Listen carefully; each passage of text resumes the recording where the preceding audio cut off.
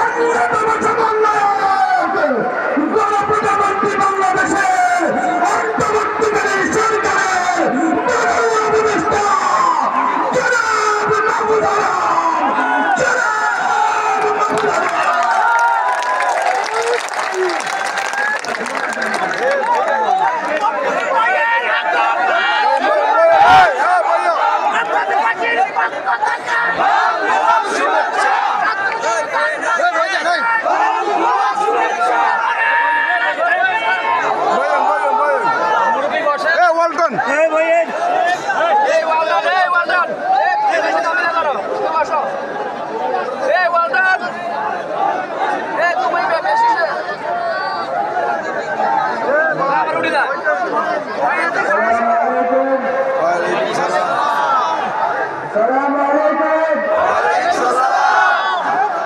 রামগঞ্জবাসীকে অনেক অনেক ধন্যবাদ।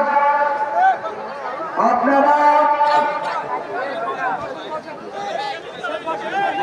একাত্তরের পর থেকে, একাত্তরের আগে থেকেই ব্রিটিশ বিরোধী আন্দোলন থেকে শুরু করে, একাত্তরের মহান মুক্তিযুদ্ধ থেকে শুরু করে 90-এর গণঅভ্যুত্থান ও 24-এর এই ছাত্র জনতার অভ্যুত্থান, সর্বক্ষেত্রে এই রামগঞ্জ শহরের লক্ষ্মীপুর বৃহত্তর নোয়াখালী অঞ্চলের মানুষের অনেক অবদান রয়েছে।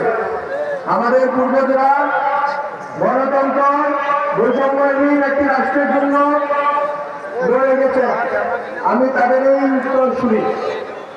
এই জুলাই গণঅভ্যুত্থান যখন ঘটেছে, আমরা আমাদের জায়গা থেকে চেষ্টা করে আমরা এই অভ্যুত্থানকে একটি ছাত্র জনতার মহাপ্রভু অভ্যুত্থানে রূপান্তরিত করে শেখ হাসিনার ফ্যাসিস্ট শাসন অপসারিত করার চেষ্টা করেছি, কিন্তু আমরা বেঁচে গিয়েছি।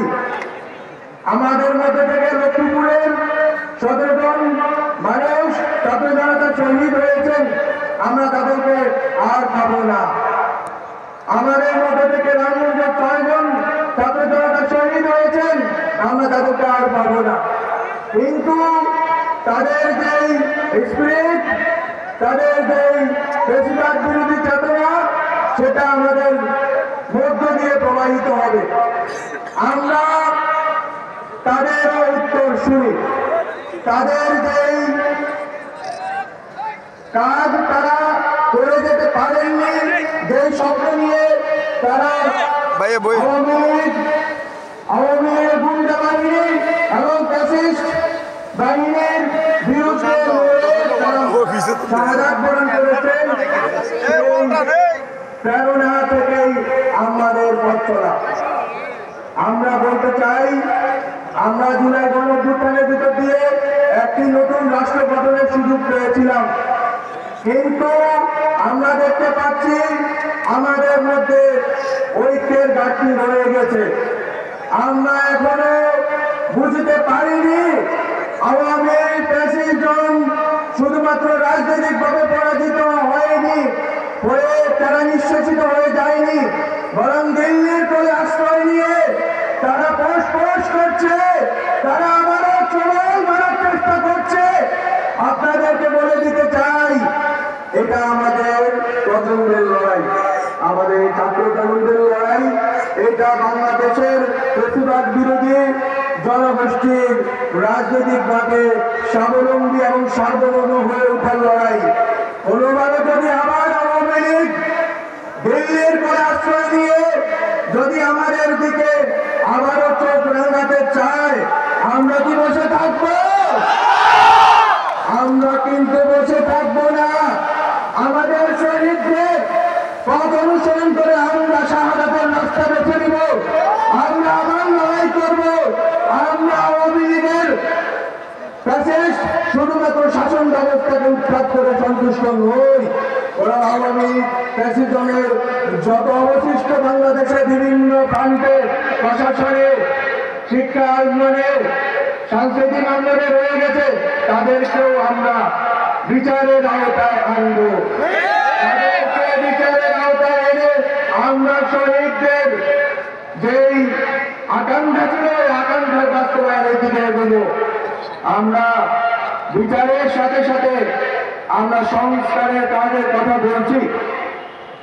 অলরেডি অনেকগুলো কমিশন সংস্কারের প্রস্তাবনা প্রস্তুত করেছেন। খুব শীঘ্রই রাজনৈতিক দলগুলোর সাথে ঐকমত্যের ভিত্তিতে আমরা যে সংস্কার না করলেই নয়, নির্বাচনের পূর্বে সে সকল সংস্কার করতে চাই।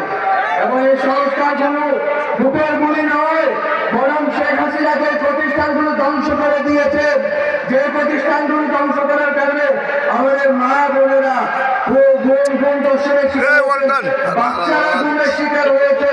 আমাদের বিএনপি জামাত থেকে শুরু করে বিভিন্ন রাজনৈতিক দলের নেতৃবৃন্দ আক্রমণের শিকার হয়েছেন, আহত হয়েছেন, পঙ্গু হয়েছেন, জেলবন্দী হয়েছেন। আমাদের সবার সেই যে প্রেরণা ছিল যে এই প্রতিষ্ঠানগুলো হাসিনাকে সাবস্টেনশিপ করতে হাসিনাকে টিকিয়ে রেখেছিল, সেই প্রতিষ্ঠানগুলোকে একই রকম রেখে আমরা নির্বাচন করতে পারি না। আমাদের নির্বাচন করার আগে অবশ্যই হাসিনার এই প্রতিষ্ঠানে হাসিনার যে দালালরা আছে, প্রেসিডেন্টের যে দালালরা আছে, তাদেরকে উৎখাত করে এবং খুনিদের বিচার করে আমাদেরকে নির্বাচনের দিকে যেতে হবে। দ্বিতীয় যে কথাটি বলবো, বাংলাদেশে সেনা শাসন আসার কোন প্রেক্ষিত নেই। আমরা এবার কারো মদতে, কোন রাষ্ট্রের মদতে হাসিনাকে উৎখাত করিনি। আমরা জনগণ, ছাত্র জনতা রক্ত দিয়ে হাসিনাকে উৎখাত করেছি। আমাদের কারো দাবিদারি করার আর দরকার নেই। আমরা হাসিনার দাবিদারি করার যেই প্রক্রিয়া, সেটাকে নস্যাৎ করে দিয়ে নিজেদের রক্তের বিনিময়ে স্বাধীনতা এনেছি। আমরা কারো কাছে আর মাথা রক্ষা করবো না। আমরা ৩রা আগস্টেই বলেছিলাম 111 চাই না। 111 নিয়ে নিচে ভয় পাওয়ার কিছু নেই। বরং আমরা বলবো, রাজনৈতিক দলগুলোকে বলবো, আসুন বাংলাদেশ পন্থার ভেতর দিয়ে আমরা যারা বেশিরভাগ বিরোধী শক্তি আছি ঐক্যবদ্ধ হই, সরকারকে সহযোগিতা করে এই সংস্কারগুলো করার জন্য। এই প্রতিষ্ঠানগুলো যদি সংস্কারকৃত হয় তাহলে উপকৃত হবে বাংলাদেশের জনগণ, তাহলে উপকৃত হবে বৈষম্যের শিকার জনগণ। আপনারা যদি আপনাদের সদিচ্ছা থাকলে আপনারা এই সরকারকে সর্বতোক্রমে সহযোগিতা করবেন এবং এই সংস্কারের কার্যক্রম শেষ হওয়ার পর আমরা একটি সুষ্ঠু গণতান্ত্রিক নির্বাচনের মাধ্যমে ক্ষমতা হস্তান্তরের দিকে এগোবো। এবং সেই ক্ষেত্রে আবারও ব্যক্ত করতে চাই, আমি একটু হাজিগঞ্জে বলে এসেছি, আওয়ামী পেশিবাদীদের যারা বাংলাদেশ রাষ্ট্রের প্রতিষ্ঠান বিরোধী, জনগণ বিরোধী, আলেম বিরোধী, নারী বিরোধী, তাদের কাউকে আর এইভাবে নির্বাচনে অংশগ্রহণ করতে দেওয়া হবে না।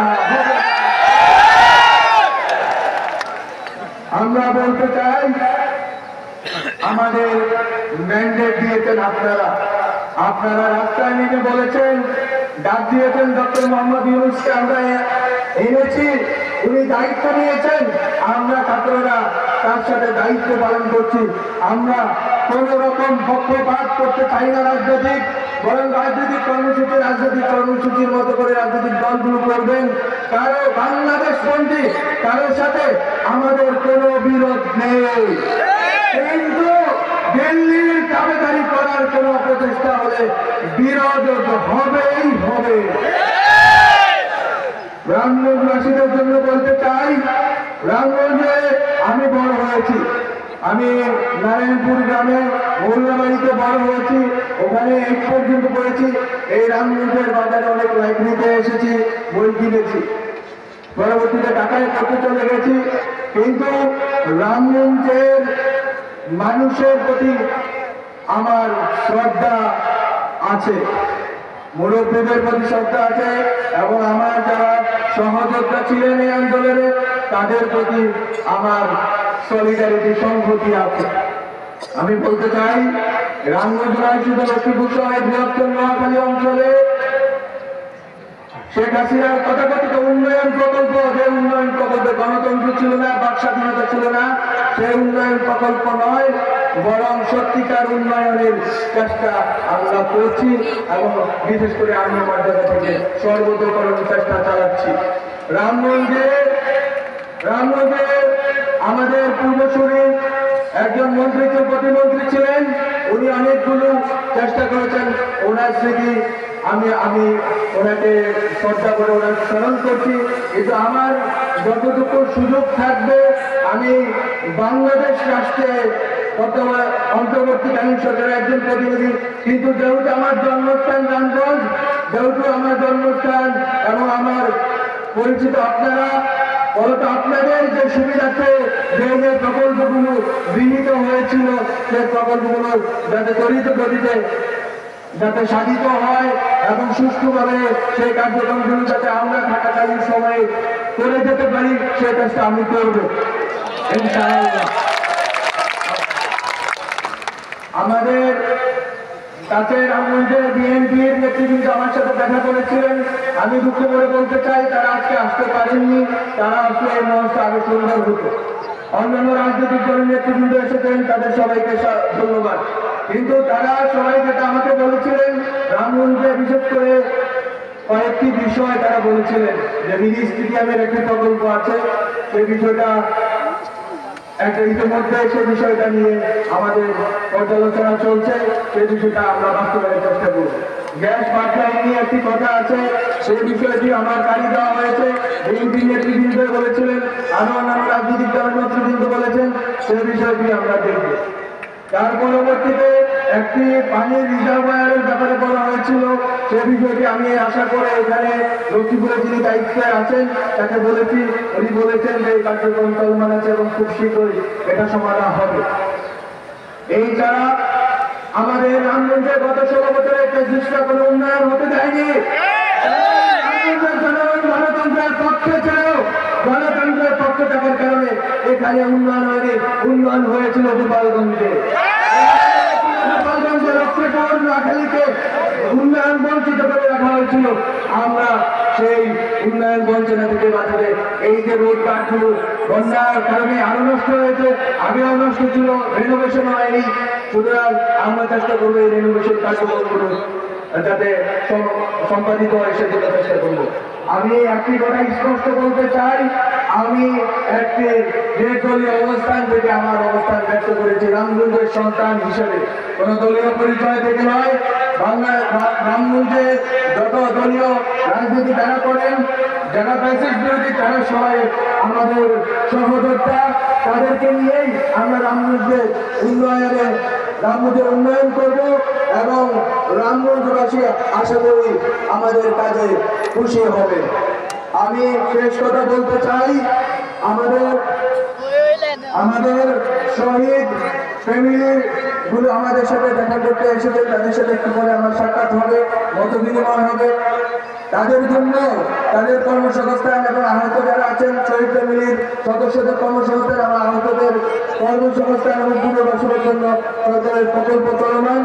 গণ অভ্যুত্থান অধিদপ্তর নামে একটি অধিদপ্তর পরিচালিত হবে মুক্তিযুদ্ধ মন্ত্রণালয়ের অধীনে।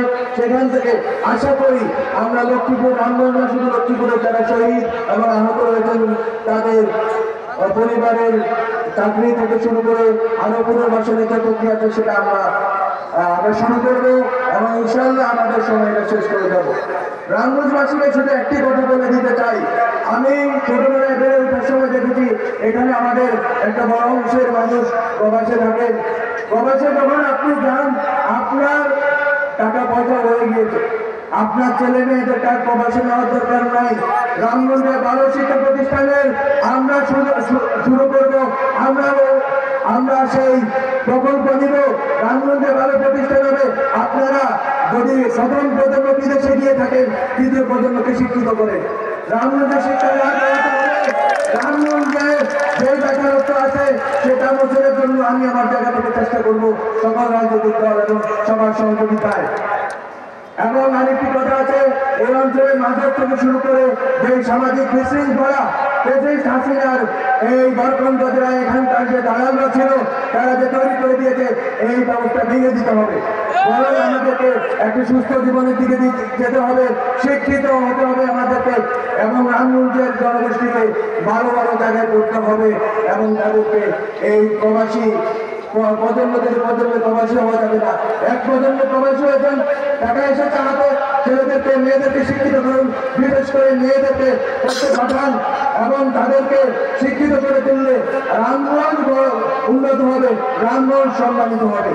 আপনাদেরকে এই জুলাই গণঅভ্যুত্থানের যে স্পিরিট আছে, সেই স্পিরিটের সাথে বেশিরভাগ বিরোধী লড়াইয়ে আমাদের এই সামনের যে দীর্ঘযাত্রা আছে, আওয়ামী লীগকে মোকাবেলার যে দীর্ঘযাত্রা আছে, আমাদের নিজেদের মধ্যকার বিভেদগুলো ঐক্যবদ্ধ হওয়ার যে দীর্ঘযাত্রা আছে, সেই যাত্রায় সামিল হওয়ার আহ্বান জানিয়ে, এবং আপনাদের এই উপস্থিতি আমাকে অনেক আবেগ আক্রান্ত করেছে। আপনাদেরকে অনেক অনেক ধন্যবাদ জানিয়ে শেষ করছি। আসসালামু আলাইকুম। অনেক ধন্যবাদ আমাদের মাহফুজ আলমকে। এই পর্যায়ে সভাপতি বক্তব্য রাখছেন আজকের অনুষ্ঠানের সম্মানিত সভাপতি রামগঞ্জ এই কলেজের সম্মানিত অধ্যক্ষ মোহাম্মদ ইসলাম। ধন্যবাদ।